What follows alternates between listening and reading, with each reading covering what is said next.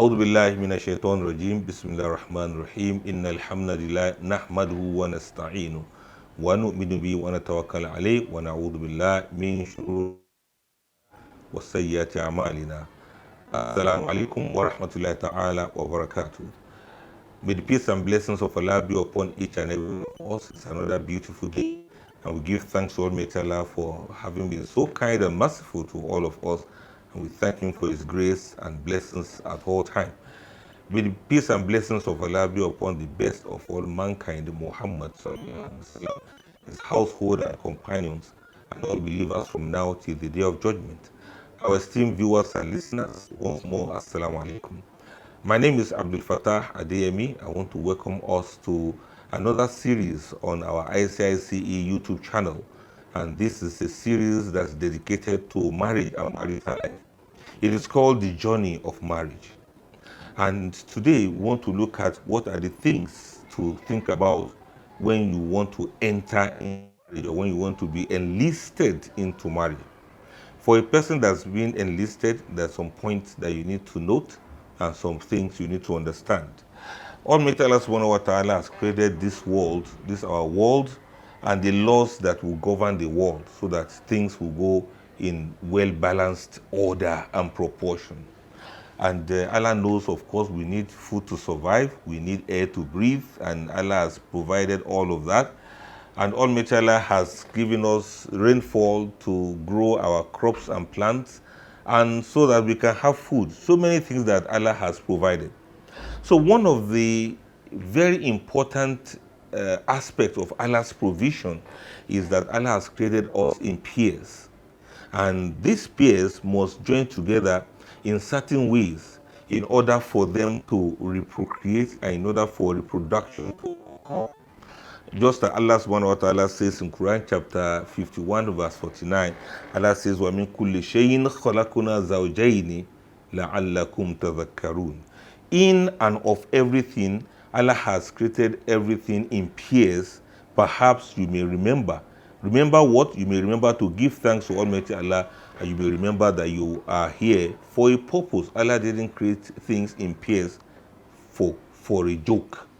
Then Allah subhanahu wa ta'ala continues to say that even as we continue to reproduce, in Surah An-Nahl chapter 16 verse 72, Allah subhanahu wa ta'ala says, وَاللَّهُ جَعَلَ لَكُم مِّنْ أَنفُسِكُمْ أَزْوَاجًا وَجَعَلَ لَكُم مِّنْ أَزْوَاجِكُمْ بَنِينَ وَحَفَدَةً وَرَزَقَكُم مِّنَ الطَّيِّبَاتِ.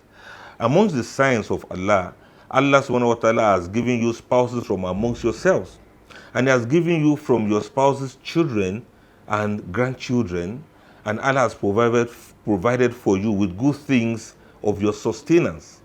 And with that, Allah subhanahu wa ta'ala now urges us to get married because He has made us to be in pairs. The journey of marriage.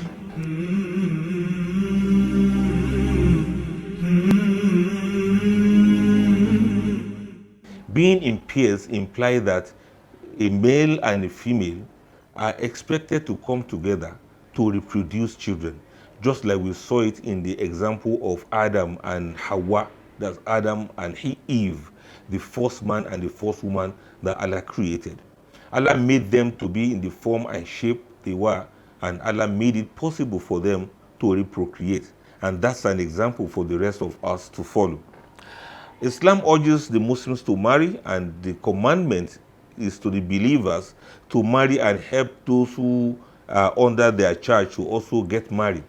We can see this in Surah An-NOOR chapter 24 verse 32, where Allah subhanahu wa ta'ala says, وَانْكِحُوا الْأَيَامَ مِنْكُمْ وَالصَّالِحِينَ مِنْ عِبَادِكُمْ وَإِمَائِكُمْ إِنْ يَكُونُوا فُقَرَاءَ يُغْنِيهِمُ اللَّهُ مِنْ فَضْلِهِ وَاللَّهُ وَاسِعٌ عَلِيمٌ.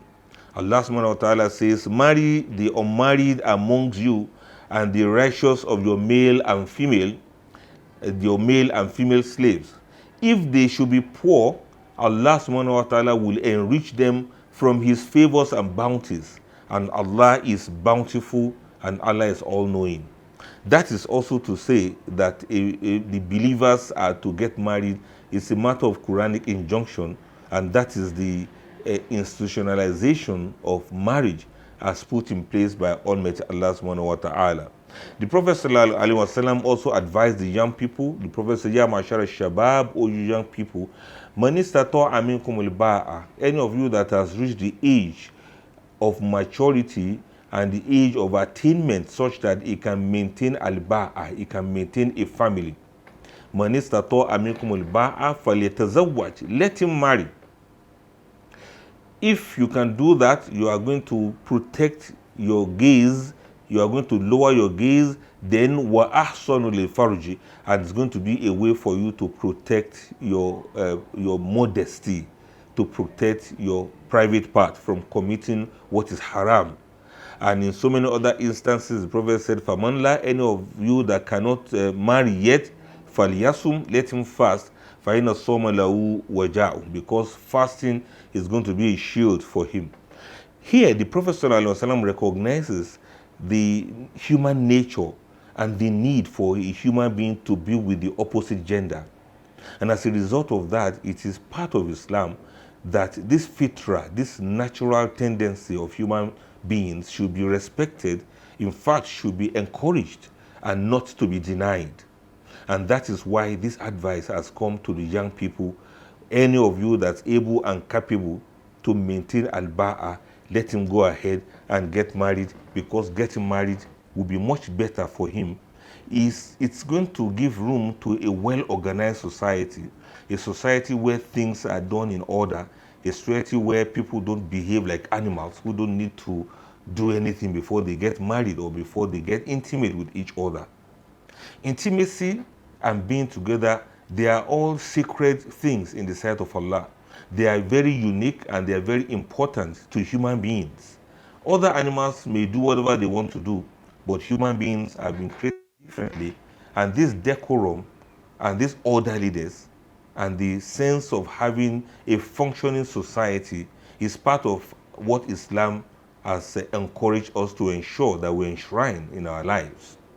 So the young people, when you have reached that age of getting married, what else are you going to do? Then we have the situation where a young man is looking for Mrs. Right or Miss Right, and a young lady is also looking for Mr. Right. Who is the one that is right for you, and who is the one that is not right for you? Now, here's another issue now. The Quran says, فَانْكِحُوا مَا طَوْبَ لَكُم مِنَ النِّسَاءِ, marry those that appeal good to you amongst women. And from the word tawba is from the word tayyib, something that is good, something that is pure, or something that's excellent, something that appeals to you or that appears nice to you. Now, looking for such a person, it means that relatively sometimes what may look very nice to you may not look nice to somebody else. And it is part of Allah's rahmah, Allah's mercy, that Allah has made this to be very open. Allah has made it to be relative, without any hard and fast rule as regards to which woman should appeal to you. Having fulfilled so many other conditions, then you are free to choose. Amongst all these very nice, which of them will you prefer to marry? As a man, which woman is tawba or toyiba for you? Which woman is pure and good for you? And for the woman too, which man is also good and pure for you? Thanks to Allah for making it to be like that. But despite that, people still have issues of finding the right person. They keep looking around. They say, we can't find the person to marry. Take, for instance, now, there may be so many young people out there who are saying, well, I'm looking for a wife. I can't find a wife. And there are so many young ladies out there who will say, we are looking for a husband. We can't find a husband. And you begin to wonder, is it that the husbands are so scarce like that? Or is it that the wives are so scarce like that? The same place, the same community, where you hear men saying they are looking for wives, that's the same community where you see so many women that say they are looking for husbands.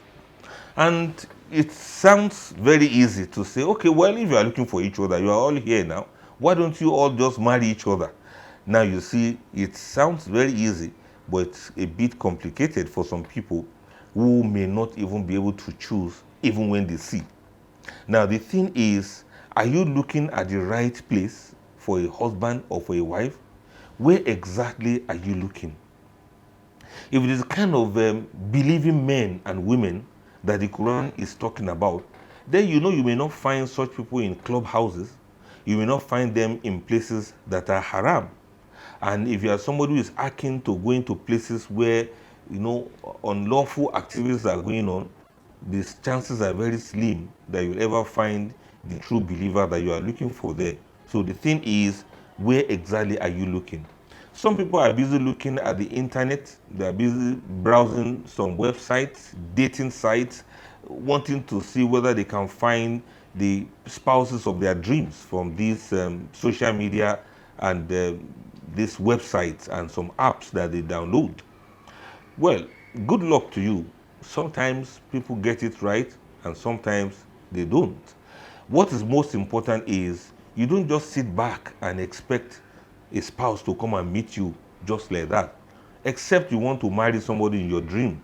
And of course, everything will remain in the dream, not in reality. So what we would like to advise is, do you know where you should look for or where you should look at? Even when you are looking at the right direction, do you know the qualities you should actually be looking for? And the question now goes to, what exactly do you want? What exactly are you looking for? What qualities are you seeking? And what are the things that will make you to know that, yes, once you get there, now you have already seen the right person that you are actually looking for? There are many things that people look for. There are many qualities that men and women look for. And there are some things which, if you know them, perhaps you may be able to look for the person and also make yourself to be that kind of a person that somebody else is looking for. And this is quite tricky, but we are going to look at it together. What exactly is it that men want? And what exactly is it that women actually want?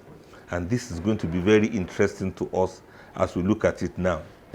Part of the things that men are looking for is that men are looking for ladies that are matured and ladies that can practice their Islam well.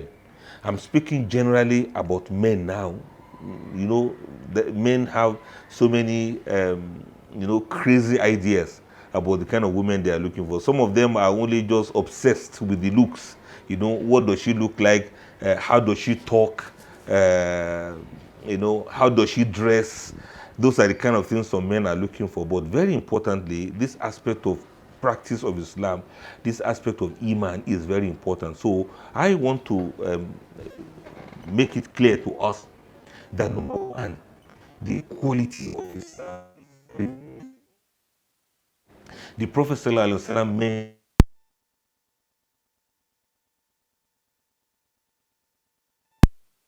for reasons majorly. Sometimes you choose to marry a woman because of her beauty. Maybe she's beautiful, she looks nice in your own eyes. She's beautiful, she's fair, or she's dark, she's tall, or she's not tall, or she's for you. That beauty, in Allah's wisdom, and as Rasulullah has put it in place, he said you can go ahead and find beauty in your own eyes any way you want it. Now,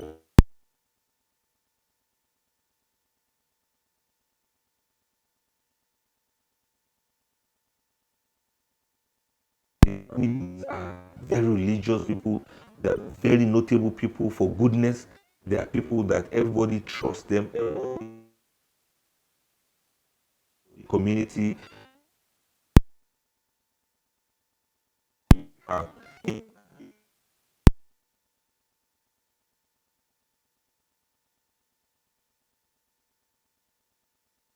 Maybe she has wealth in terms of riches of this dunya.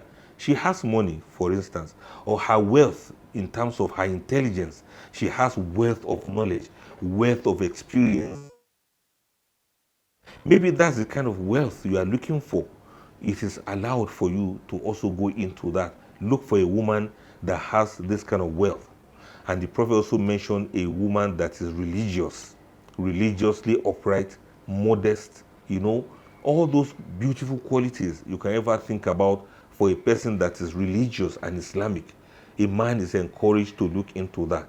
Now, all of these qualities are important, not that one is important than the other. And Allah subhanahu wa ta'ala and the Prophet, they have made it to be relative for us. The only one that is not relative is that one of the deen. And even that one of the deen, well, you may not be able to get women around the messenger, but at least people's iman, you can only make do with what you see openly or what you see with regards to their characters and behavior. You may not be able to know everything and everything. So those four qualities are very essential. A woman may also look for those qualities in a man too.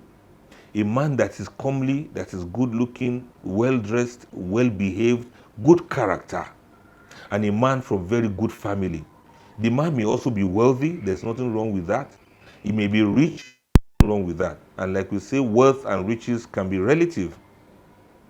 Maybe he's not a multi-billionaire or something like that, but at least you know that this man is capable of maintaining a family or taking care of you as a wife based on your circumstances and based on the environment that you live and based on the potentials that this man has. He may not have all the big money yet, but you know that this man is capable of doing something that is nice. Take for instance, in the time of Prophet Musa alayhi salatu wasalam, you remember that when Musa alayhi salatu wasalam ran away from Egypt with whatever happened, he eventually got to a place on his journey trying to move away from town. And he saw two ladies that needed help, and he went ahead, he assisted them to get water for their flocks. And those ladies went home to meet their father, and their father said they should come and call Musa alayhi salatu wasalam. To cut the long story short, Musa went to meet Anabi Shu'aib, that was the father of those ladies. And on getting there, everything went well. They discussed, they had a chat, and he eventually married one of the daughters of Shu'aib. Musa didn't have anything then. He didn't have any money. He was more or less like a fugitive, somebody that was running away from being captured. And you can imagine that kind of situation. Anabi Shu'aib still allowed him to marry his daughter. Anabi Shu'aib still gave him the daughter, even though this man had no job, he had nothing. And so he offered to give him a job. Now, Anabi Shu'aib may not have done that if not that he had seen some qualities in this young man as at that time.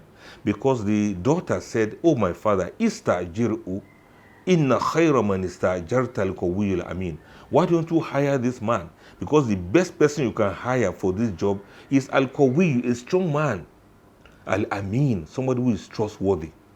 Now, to be strong morally, to be strong physically, to be strong emotionally, and to be trustworthy even when nobody was there to challenge, these qualities are wealth on their own. These are mal. These are wealth with which you can conquer anything. You can overcome any difficulty in life.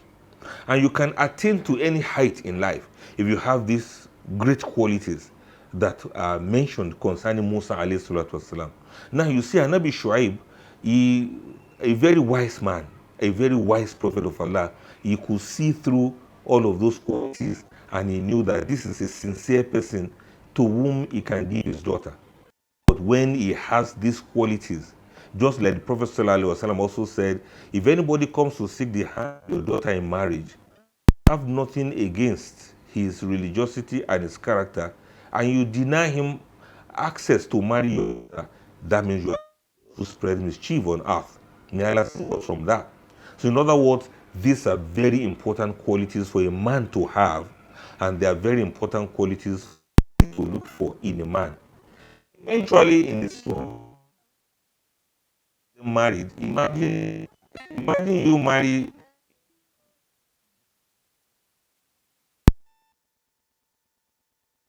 you, and then he offers you marrying his daughter. I'm not nowadays we have parents who do that, and I'm sure nowadays we have the young men who have such qualities that will make a father to say, yes, just come stay with me. I'm going to take care of your needs, but you work for me. Musa was not a lazy man. Musa had a lot of potentials. He was a very sincere person, and he had all these great qualities. Which father-in-law would not welcome such a man to marry his daughter, who also has such great qualities of brilliance, of intelligence, of high standard of morality? It's like two and two making four. Good woman has found a good man, and a good man found a good woman. So these qualities are in both ways. That's the point we are trying to make. In addition to some of these qualities, we get to see two of such qualities in Prophet Yusuf alayhi salatu wasalam. You remember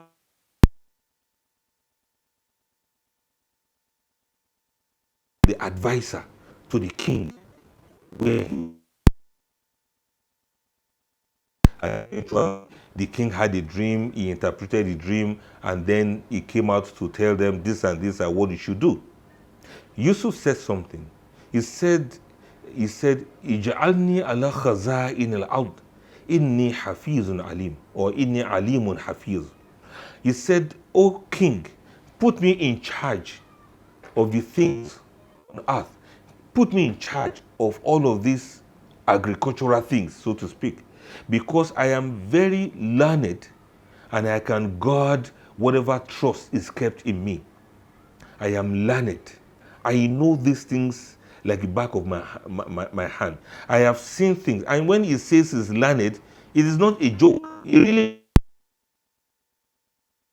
a lot of knowledge as a person.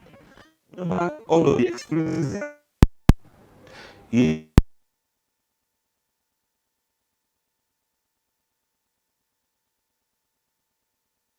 will have disciplined him, that will have made him to understand what life is all about. That made him to understand that, look, in human interactions, there are some people you can trust, you cannot trust. Even when they are from the same father as you, there are certain things they can do to you. He had a very important experience in that. Maybe he stayed some time in the well, and before some people came to bring him out, he had that experience that when you trust in Allah, Allah will bring help from somewhere that you never expected. And Allah is the only one who can rescue you in situations that are hopeless. That was another experience there that had added to his knowledge. He was put in a palace, in a big man's house, I'm putting it that way. And he was able to overcome the temptation of going against Allah's injunction because of the fear of Allah he had. Not many young men will go through that experience and come out of it unscathed without knowledge and without ability to guard Allah's trust Allah's bestowed on them. He spent some time in the prison. Now that prison was not he was there with criminals. He must have seen some murderers, he must have seen some brigands, he must have seen some crooks, and he was able to stay there in the prison with them. He could still preach to them. He could still convince some of them. He had learned from the experiences, and he knows a lot about the outside world. And when he was eventually approached with the interpretation of the dream of the king, knowledge to be able to do that successfully. Now, what I'm trying to say is, when Yusuf said, I have knowledge, he really meant that he had knowledge. And knowledge is inevitable when it comes to matters of marriage. You don't go into marriage with ignorance, with totally absent or zero experience about life. You have to understand how to interact with human beings. You have to understand how to fear Allah, even in the face of distractions and in the face of temptations. You have to be able to guard the amana that Allah has given to you. All of these are qualities that both men and women are expected to have when they are going into marriage. And these are the qualities you are supposed to look forward to whenever you are looking for somebody that you want to get married to.